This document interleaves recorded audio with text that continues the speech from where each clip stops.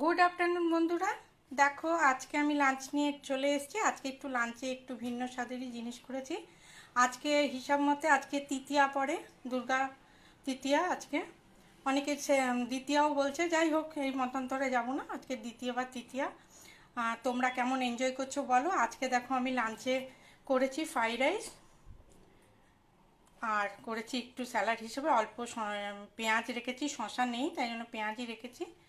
আর এখানে রেখেছি ডিম কষা, এটা হচ্ছে দেশি ডিম কষা, এটা করেছি। আর সঙ্গে একটু আলু দিয়েছি, একটু কষা কষা করে করেছি। এই হচ্ছে আজকে আমার লাঞ্চের মেনু। দেখি আগামী সপ্তাহগুলোতে বা দিনগুলোতে আমি কি কি করতে পারি নতুন দুর্গাপুজো উপলক্ষে। তবে অষ্টমীর দিন তো আমাদের লুচি খাওয়া থাকে, ষষ্ঠীর দিনও আমাদের থাকে, তাই সে অন্য জানি না কি করতে পারবো না পারবো। তবে আজকে আমি করলাম।